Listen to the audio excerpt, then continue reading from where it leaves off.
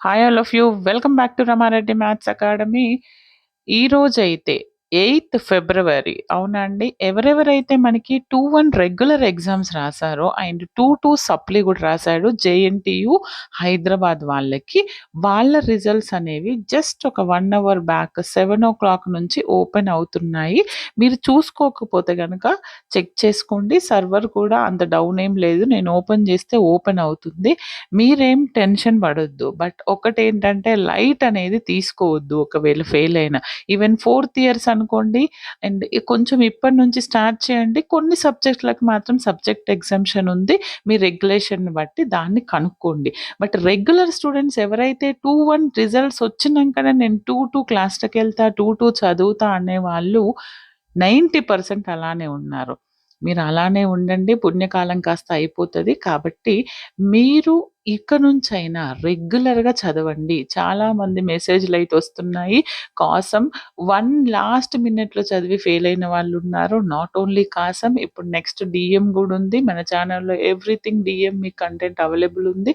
దాంతో పాటు ఒకవేళ గనుక మీకు ఎం1 కావచ్చు, ఎం2 కావచ్చు అండ్ రిమైనింగ్ ఏ సబ్జెక్ట్ ఉన్నా మన వాట్సాప్ గ్రూప్‌లో జాయిన్ అవ్వండి. నేను మిమ్మల్ని పర్సనల్‌గా గూడా గైడ్ చేయడం జరుగుతుంది. బట్ ఒక్కటేంటి అనంటే మీరు ప్రిపేర్ అవుతున్నప్పుడు ప్రాక్టీస్ అనేది కంపల్సరీ చేయండి. ఒక 1 డే ప్రిపరేషన్ అలాంటివి మాత్రం చెయ్యొద్దు.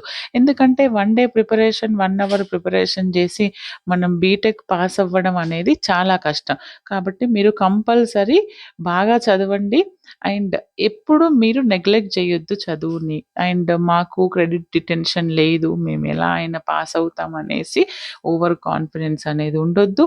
ఒకవేళ మేము నేను మళ్ళీ రాయలేను మేడం ఆర్‌సీఆర్‌వి పెట్టుకుంటా అంటే ఒకటి మాత్రం చెప్తున్నాను. మీరు ఆర్‌సీఆర్‌వి పెట్టుకున్న 1 మార్క్ అటు ఇటుగా ఉంటే మాత్రమే మీకేమన్నా యాడ్ అవుతాయి గానీ, అంతకు మించి అసలు ఎక్కువ యాడ్ చేయరు. ఎందుకంటే పేపర్ కరెక్షన్ అయిపోయిన తర్వాత రివ్యూలో గూడా మళ్ళీ స్క్రూటినీలో గూడా మేము ఒకసారి చెక్ జేయడం జరుగుతుంది.